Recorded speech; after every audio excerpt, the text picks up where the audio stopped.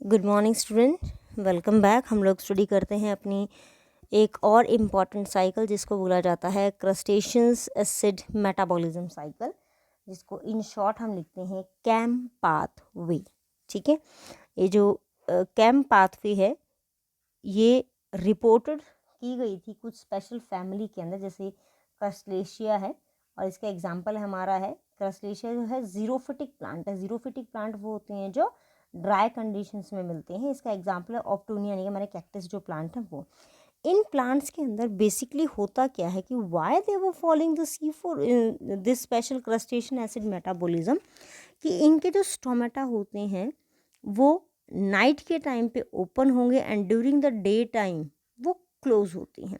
इसका मतलब कि नाइट के टाइम पे तो कार्बन डाइऑक्साइड को फिक्स करते हैं and during the day time they produce और we can say they release the food they want to be, और साथ में क्या रिलीज करेंगे, ऑक्सीजन मॉलिक्यूल। ठीक है, तो कार्बन डाइऑक्साइड जो फिक्स करता है, कार्बन डाइऑक्साइड क्या करता है, ये रिएक्ट करेगा फॉस्फोइनोल पैरावेट के साथ, क्या बनाएगा, ऑक्सैलो एसिटिक एसिड, और ऑक्सैलो एसिटिक एसिड जो है वो कन्वर्ट हो जाएगा मैलिक एसिड में और वैक्यूल्स में स्टोर हो जाएगा। किसके लिए, फॉर द डे टाइम। जैसे ही डे टाइम आएगा during the sunlight malic acid किस में से रिलीज हो जाएगा, वैक्यूल्स में से रिलीज हो जाएगा, और उसके अंदर ऑक्सीडेसिव डिकार्बोक्सिलेशन होगा जिसके थ्रू वो कार्बन डाइऑक्साइड को रिलीज करेगा और किस में एंटर करेगा, केल्विन साइकिल के अंदर। केल्विन साइकिल के अंदर एंटर करके फिर किसकी फॉर्मेशन हो जाएगी, शुगर की फॉर्मेशन जो है वो स्टार्ट हो जाएगी।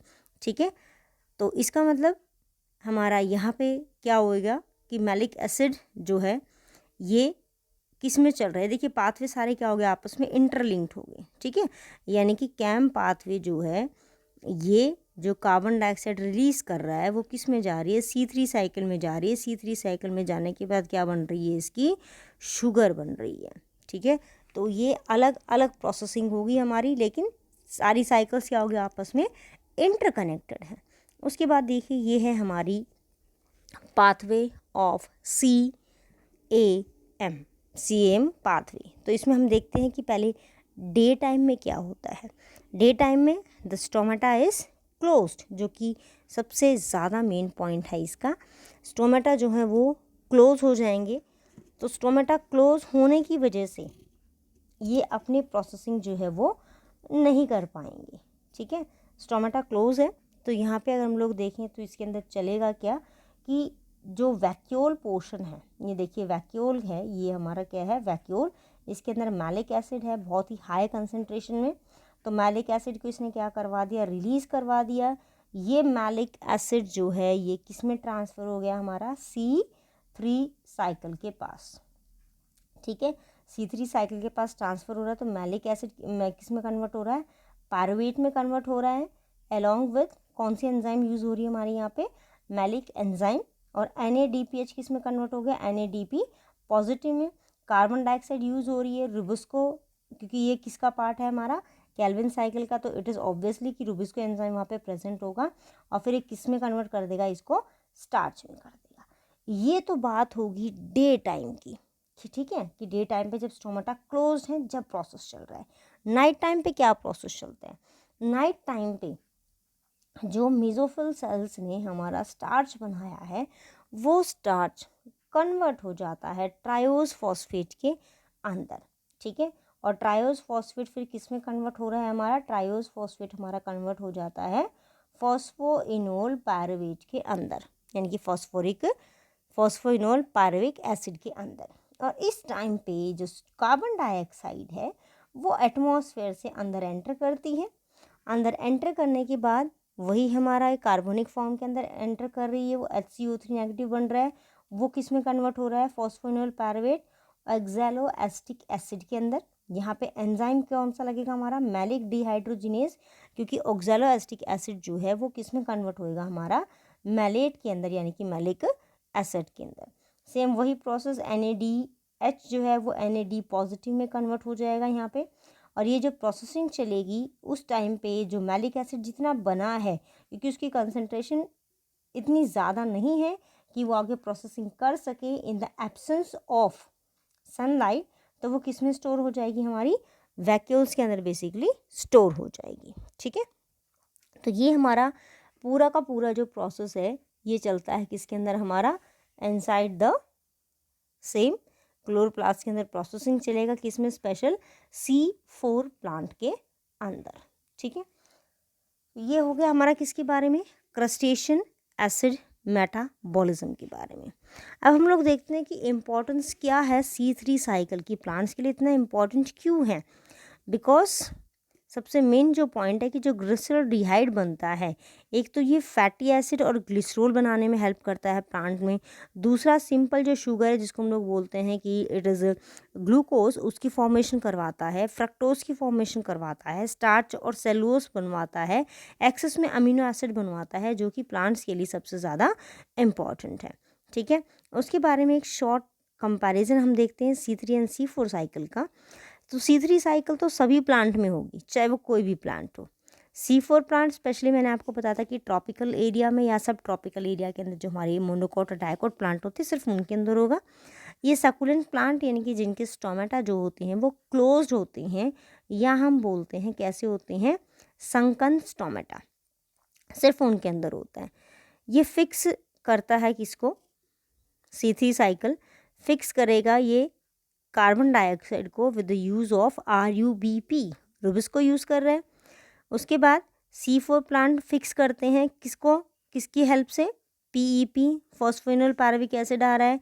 यहाँ पे फिक्सेशन जो है कार्बन की वो नाइट में होती है इनटू द ऑर्गेनिक मॉलिक्यूल। ठीक है, ऑर्गेनिक मॉलिक्यूल कौन सा हमने किया था, मैलिक एसिड, की रात में मैलिक एसिड के अंदर वो कन्वर्ट कर देता है। अब इसमें एंजाइम कौन सा है, इसके अंदर हमारा जो एंजाइम है वो एंजाइम है हमारा रुबिस्को।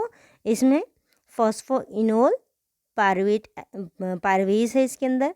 इसमें भी PEP, यानी कि एक कॉमन पॉइंट है दोनों के अंदर कि PEP जो पीपेस जो एंजाइम है वो दोनों के अंदर यूज़ हो रहा है, किसमें, C4 में भी और कैम पाथवे में भी। सबसे ज़्यादा एनर्जी किस में रिलीज होती है, C3 प्लांट में। C4 जो होता है ये इंटरमीडिएट है दोनों प्रोसेस का, कि आधा आधा काम चलाएगा। ठीक है, कैम जो पाथवे होता है सबसे बेस्ट है किसके लिए, for the conservation of water.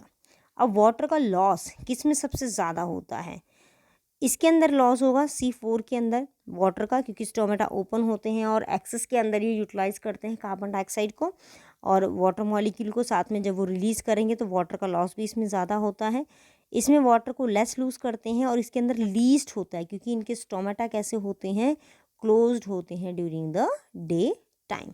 ठीक है, इसके अलावा एक और कंपैरिजन देखते हैं हम लोग इनका C3 पाथवे और C4 पाथवे का, कि इनके अंदर टेम्परेचर कैसा होता है और कहाँ कहाँ पे यूज़ होंगे। ये हमने कर ही लिया कि भाई मोस्टली जो है सभी प्लांट के अंदर ये जो है प्रेजेंट होता है। उसके बाद अगर हम पॉइंट आउट करते हैं यहाँ पे इनके लिए कि ये क्या कर सकते हैं, देखिए सभी प्लांट्स में है। 3% प्लांट्स में वस्कुलर बंडल के जो एरियाज़ हैं सिर्फ उनमें होगा और कहीं पर नहीं होगा। ठीक है, अगर मेसोफिल सेल में होता है प्रोसेस पूरा, C4 पाथवे किस में होगा, मेसोफिल सेल के अंदर भी और बंडल शीथ के अंदर भी, और कैम पाथवे किस में होगा, सिर्फ मेसोफिल सेल के अंदर। ठीक है, अब बात करते हैं इनके स्टेबल प्रोडक्ट की, कि क्या स्टेबल प्रोडक्ट जो है वो इनका बनता है। ये हमारी C3 साइकिल है, ये C4 है और ये वाला है कैम पाथवे का। सबसे पहला स्टेबल प्रोडक्ट 3 कार्बन एटम का PGA, फॉस्फोग्लिसरेट। ठीक है, या फॉस्फोग्लिसरिक एसिड हम बोलते हैं। इसके अंदर ऑक्सैलो एसीटेट या ऑक्सैलो एसिटिक एसिड बनेगा। और इसके अंदर देखिए 2 स्टेबल हैं, दोनों अलग अलग हैं। PGA डे टाइम पे बन रहा है, OAA oxalo acetic acid night पे बन रहा है, जो किस फॉर्म में स्टोर हो जाएगा बाद में, मैलिक एसिड के अंदर। डार्क रिएक्शन जो चलेगा C3 पाथवे में, उसमें 12 NADPH यूज़ हो रहे हैं और 18 ATPase जो हैं वो यहाँ पे रिक्वायर्ड है प्रोसेसिंग पूरा करने में। इसमें 12 NADPH और 30 ATP चाहिए, इसमें 12 NADPH और 39 ATPs जो है वो रिक्वायर हैं। ऑप्टिमम टेम्परेचर 15 to 25 डिग्री सभी प्लांट्स के लिए नॉर्मल C3 प्लांट यूज़ करते हैं। C4 प्लांट का टेम्परेचर जो है वो 30 से 40 डिग्री है। एंड एज वी नो कि जो कैम पाथवे वो जीरोफिटिक प्लांट्स का होता है, तो जीरोफिटिक प्लांट्स का जो टेम्परेचर है वो मोर देन 40 डिग्री जो है हमारा प्रेजेंट होता है। स्टोमेटा ओपन होंगे दोनों केसेस में, यानी कि C3 में भी और C4 में भी, लेकिन कैम पाथवे में क्या होंगे, ये क्लोज हो जाएंगे। एंजाइम जो हैं कौन कौन से बेसिकली यूज़ होते हैं for the process of carboxylation, तो इसमें RUBP कार्बोक्सिलेज हो जाएगा, इसके अंदर PEP कार्बोक्सिलेज मेसोफिल सेल में, और रुबिस्को कार्बोक्सिलेज कहाँ पे यूज़ होता है, हमारा बंडल शीट में, क्योंकि वहाँ पे C3 साइकिल चल रही है। कार्बोक्सिलेशन के लिए जो कैम पाथवे है इसके अंदर क्या यूज़ हो रहा है, PEP कार्बोक्सिलेज जब डार्क में यानी कि रात में प्रोसेस चल रहा है, और RUBP क्योंकि डे टाइम पे कैल्विन साइकिल में चल रहा है, तो कौन सा यूज़ हो जाएगा इसके अंदर, RUBP। उसके बाद नेक्स्ट देखते हैं कि इनिशियल एक्सेप्टर कौन सा है जो एक्सेप्ट करता है कार्बन डाइऑक्साइड मॉलिक्यूल को, तो ये हमारा आ जाएगा इसके अंदर राइबोलोज 1,5 बाइफॉस्फेट, इसके अंदर PEP फॉस्फोनिल पायरुविक एसिड, और इसके अंदर भी फॉस्फोनिल पायरुविक एसिड।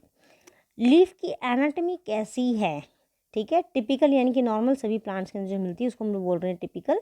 C4 प्लांट की स्पेशल है क्रैंस एनाटॉमी, और इनकी जीरोमॉर्फिक यानी कि जीरोफाइटिक प्लांट की जो होती है संकम स्टोमेटा, वो सब कुछ इनके अंदर प्रेजेंट होता है। C3 जो प्लांट्स हैं does not have special features to combat photo respiration, photo respiration करने के लिए कोई पर्टिकुलर अलग से ये पाथवे फॉलो नहीं करते, एक सिंपल पाथवे है इनका। अब यहाँ पे हमारा बात आती है कि भाई ये फोटो रेस्पिरेशन है क्या, भला होता क्या है फोटो रेस्पिरेशन। फोटो रेस्पिरेशन जो होता है ये हमारा प्रोसेस होता है बेसिकली जिसके अंदर हमारे जो प्लांट्स के ग्रीन सेल हैं, यानी कि हमारे ग्रीन सेल कौन से हो गए, क्लोरोप्लास्ट वाले सेल, ठीक है, वो जो सेल होते हैं in the presence of light energy वो रिलीज करते हैं, they release extra amount of carbon dioxide का एक्स्ट्रा अमाउंट रिलीज करती हैं, ठीक है। तो इसमें कार्बन डाइऑक्साइड का एक्स्ट्रा अमाउंट इतना रिलीज नहीं होता। C4 प्लांट के अंदर कार्बन डाइऑक्साइड का अमाउंट जो है वो रिलीज होता है, जो फिक्सेशन में यूज़ होता है किसके लिए, फॉर C3 साइकिल। और ठीक ऐसे ही अगर हम लोग देखें कैम पाथवे के अंदर, तो इसके अंदर भी CO2 रिलीज हो रहा है किसके अंदर, to use it in the Calvin cycle, Calvin cycle के अंदर यूज़ करने के लिए बेसिकली हम उसको यूज़ करते हैं। तो this is all about your cycles that are important to study the photosynthesis in a plant. So meet you in next video. Till then, bye.